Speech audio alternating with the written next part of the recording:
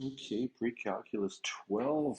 Let's get after it here. We have our first video of two on our section 2.4 transformations. I've split this video into two because there's a lot of information here. And I want to kind of tackle it slowly, and I want to tackle it meticulously, and I want you to try to do your best to follow along as you can. And there's a lot of graphs already existing on these slides, so I just want you to sort of see how I write on them. Ask questions in the comments if you have them. Ask me in class if you see me. But we're going to work through this slowly, but it's all going to come together, and I'm confident you'll get the gist of it relatively quickly. So it comes back to functions. This is our basic function, y equals f of x. F of x just means any function, and remember that your function could be, 2x plus 4. Your function could be negative x. Your function is just a function. It is a graph. Your function could be x squared plus 7, right? Like it's a graph. And where we're going to get to is a whole bunch of potential transformations that happened to my function. Now that looks nasty, and I expect that to look nasty, but it will make sense. We're going to break this down in two pieces. So we'll look at C on its own, we'll look at D on its own, we'll look at B on its own, we'll look at A on its own, and then we'll put them all together, and you'll see how we can make sense of all of this in section 2.6, where we get to combined transformations. Now, I'll start by saying, write this down, burn this into your brain. The A and the D are involved with our y values, okay, our vertical aspect of our graph, okay? So that means the B and the C must be x values, which is the horizontal aspect of our graph. And you'll hear me, I'll start to say things like, you can see both the B and the C are happening inside the function, right? They're happening inside my function, in with my x. The A and the D are happening outside my function because they affect my outputs, my y values. So you'll see this will all tie together from there. So let's look at some basic graphs with their vertical translation. So it's going to be incredibly helpful to get a grasp of a basic graph. So here what do we have? We have a basic parabola. Okay, y equals x squared, and then I say y equals f of x. Well, f of x in this case is x squared. So I'm just showing you both pieces of notation.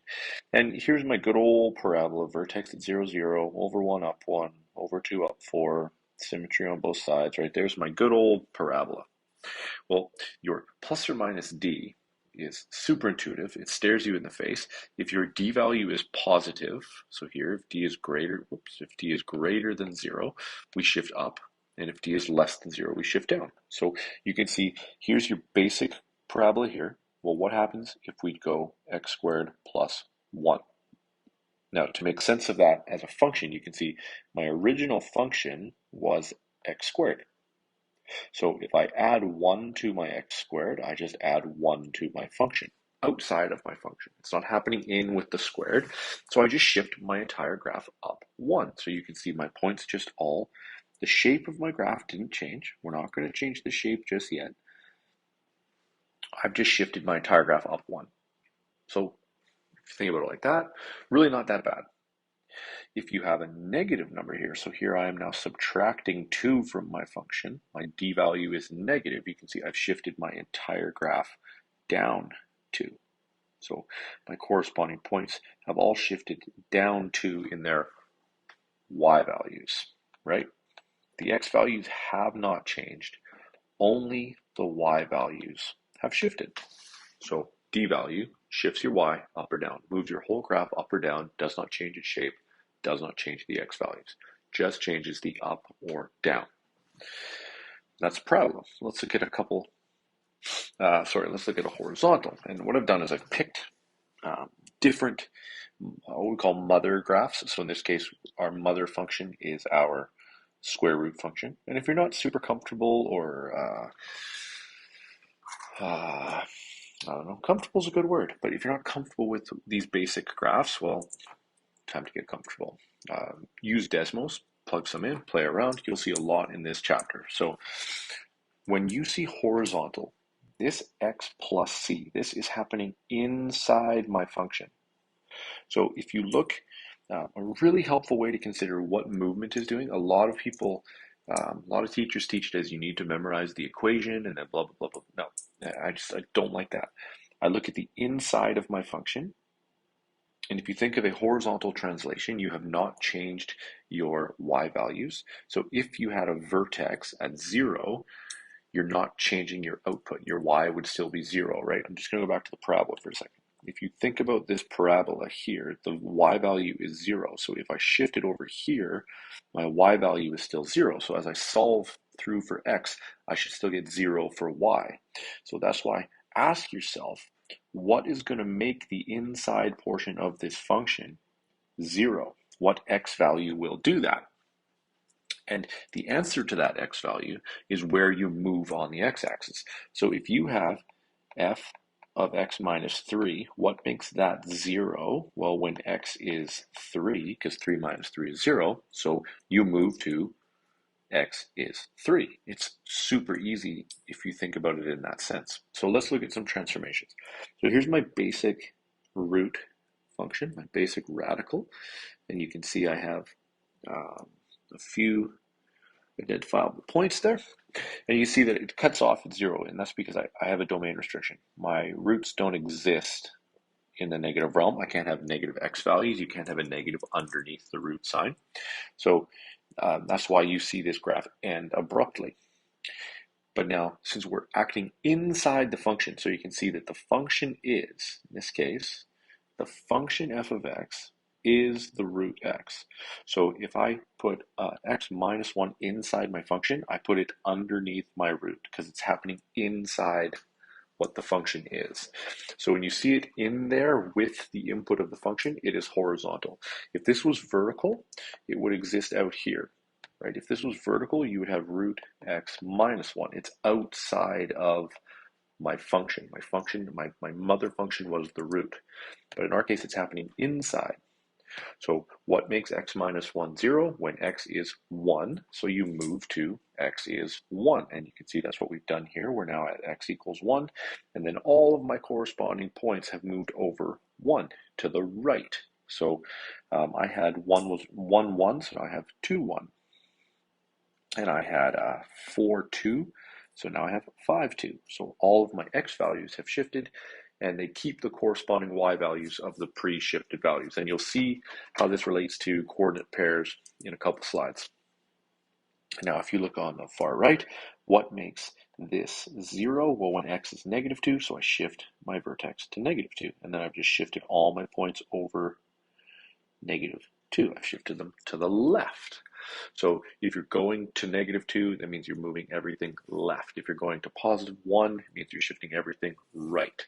So you're shifting left and right depending on whether or not your answer to what makes this 0 is a positive number, it means you're shifting right. And a negative number means you're shifting left. This is going to take practice. You will get the hang of it. So here's how you can consider this with respect to coordinate points. And honestly, it's so much easier if you always consider this stuff with respect to coordinate points. Because if you know what's happening to the individual coordinates on a graph, you just have to manipulate a few of the coordinates and then connect your general shape. So vertical translation upward, what does that look like with respect to a function? Well, if our original function was f of x, we'll call our new function h of x. We'll just say this new function is my original function plus whatever d was. So that's the function notation of it. But what does that do to your coordinate point? Well, if you had x, y on your first graph, you now have x comma y plus d. So what you've done is you've just added the d value. So you've added that vertical translation to the y value of all of your coordinates. You're shifting your y values up. If you're shifting down, your new function would be considered f of x minus d. So what does that do to your coordinate points? Well, you're now shifting your y values down. So super handy thinking of it this way. So then what about translation? So to the right means that our x value was a positive number, which means that the inside of my function would have been a negative. So we have that because that means that x is positive.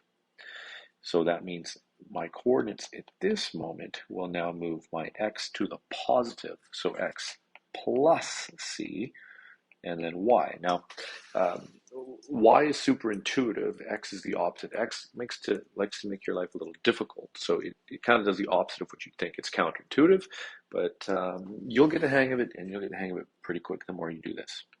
So then if we're moving left, well, now x has to be negative. So that means that's going to be negative because this part's positive. And what that does with our coordinate point is it shifts it x minus c. And you'll see this will come in really handy when we do combined transformations. But thinking of it with respect to what is happening to your coordinates is going to be crazy helpful. So let's now move away from horizontal and vertical. Remember, that is our C and our D. And we're going to look at a couple examples, and then we'll look at reflections. And then we'll break the rest into a separate video. So here, let's look at a couple examples. I have a mother function here, f of x is equal to root x. And now if I'm transforming it 4 units to the right and 3 units down. So the 4 units to the right is happening inside my function. So 4 units to the right, I'm going to call my new function g of x. I can call it whatever I want. If it's happening inside my function and I'm moving to the right, which means I'm moving in a positive direction, it means my x would be a positive number. It means I'm going to have a minus in here. So that's going to move it 4 units to the right, because what makes that 0, right? What makes this 0? X equals 4. That's my 4 units in a positive direction. That's my 4 units to the right. So that covers that bit. And then 3 units down, oh, easy peasy. Outside of my function, down 3. We love y values. They're very straightforward. And so that, g of x, okay, is the transformed function of your basic graph f of x, function f or function g. We're just calling it a new function name because it's been moved. So let's look at another one. What has happened? This was my original function. What has now happened to this? Well, let's do vertical first. Vertical is staring us in the face and screaming at us. It has gone what? Up 4, right? Boom. Plus 4. So we've shifted our graph up 4. It's called a vertical translation. And then, yeah, what makes this 0? Well, x is equal to positive 2, which means we have shifted horizontally. X is positive, so we've shifted to the right 2 units. Boom. So that's how you look at a transformed function in function notation. So if 2, 2 is on my basic function, so here's 2, 2 on my basic function, what is on this function? And this is where I like to use tracking notation. So you'll see this in my answer keys a lot. So what I do is I go, okay, well, this point will track. And how is it going to track? And I'll just track one at a time. I'll track my x value first. Here, my x value has to be negative 3. So I've shifted 3 left. So that means my 2 minus 3 becomes negative 1. So I'll say, okay, there's my first shift, but I'm not done tracking yet because I also need to track my y value. Now I've finished my x value, boom, that's its shift. Now what happens to my y value? Well, I need to move down 2. So I take my y value here, my original y value, 2 minus 2 is 0. So that is my coordinate. So I've tracked my starting coordinate through its transformations. Step 1, step 2, and you can have multiple steps, but that's all we have in this one. We have 2 steps. We've done a horizontal translation. We've done a vertical translation. That is the coordinate of my transformed graph. That new point, negative 1, 0, is on my new grid, or my new graph, sorry. So now let's look at reflections. A reflection is just a flip over. Most of the time we're going to be looking at the axes. So Here again, I use the roots. Now, if you look at basic function, and then here again, the negative is outside the function. What does outside mean? Outside means y values.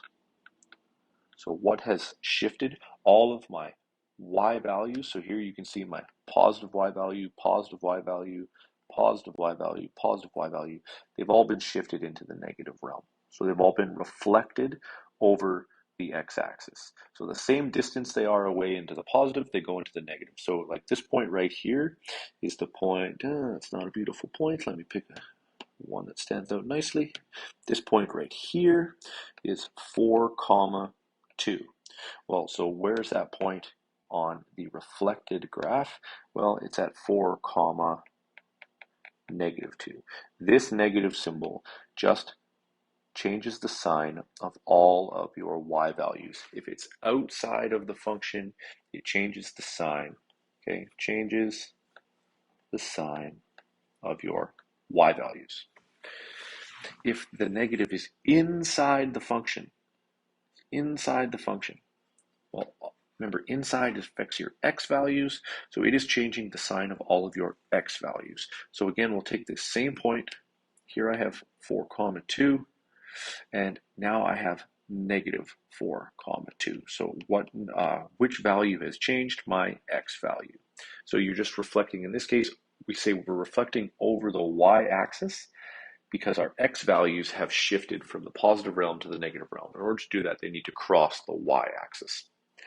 And then if you have a negative outside the function and inside the function, well, you're just doing a double reflection. You're reflecting both your x values and your y values. And you'll see the generic notation on that in just a minute. So you're going to find reflections are going to be super easy because you're just changing the sign of either your x value, your y value, or both, depending on where that negative is. So with respect to your function notation, your coordinates, our new function will look like this. So if you have reflection in the x-axis, and again, half x-axis changes our y values, right? We have negative f of x. So what does that look like with coordinate points? Well, that means we have x, comma, negative y. So all of our y values have now become negative. If we're reflecting in our y-axis, we have f of negative x. Well, if you remember even function notation itself, whatever's in that function subs out for the x. So the x literally subs for negative x. So we change the sign of all of our x values. And then if you have both, so if you have negative x of negative x, or sorry, negative f of negative x, you end up with negative x and negative y. So you change the signs of your coordinate points depending on where that negative exists. So let's see that in action. Here's an example. So our original function, f of x equals x squared plus x, if it's reflected in the x-axis, that means we are changing our y values, right? So that means our f of x becomes a negative f of x, which means our x squared plus x is all being multiplied by -1. And what that gives us, water bomb that -1, you end up with negative x squared minus x. So that's the equation of your new function because we've reflected the entire thing. Now the difference here, when you're changing the x values, is your f of x becomes f of negative x. And in that case, and you got to be careful here when you have squares or power of 4s because they cancel out negatives. Because what we have is we actually get here negative x now squared plus, and this a little redundant, but I'll do it anyways, negative x. You can see I'm literally substituting all of my x values for negative x values. Whereas in the x-axis reflection, I just multiply the entire function by -1. Because there's this change here, negative x squared, well, that's just positive x squared, but then minus x. So there's a subtle difference, and it comes down to how things are shifting. Now, what transformations have happened here? Well, you can see this is occurring outside of my function, right? I have brackets around the whole function. So what do you think it is? Is it a shift in x values, shift in y values?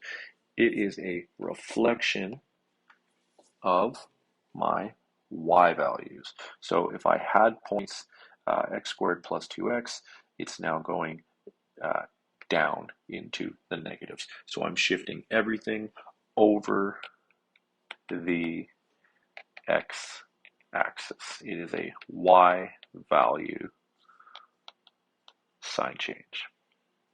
Okay, so if you have 3 comma 2 on your regular function, which point is on this one? Well, that is a negative outside of my function, so it changes my y value. So 3 comma 2 tracks to 3 comma negative 2. If it's happening inside my function, then my 3 comma 2 tracks to negative 3 comma 2, right? This one changes my x value, this one changes my y value, and then this one's going to change both. So 3 comma 2 is going to track to negative 3 comma negative 2. Again, this is super handy if you look at it coordinate point to coordinate point. So that's the first chunk of transformations. We've covered vertical, horizontal, and reflections only. We're going to look at compressions, expansions, absolute values, and reciprocals in the next video. I know there's a lot going on here. Please watch the video multiple times if you have to, but try to get as comfortable as you can with all of these individual pieces, because we will be putting them all together in the sections to come. All right. Thanks for watching, and I hope it made sense.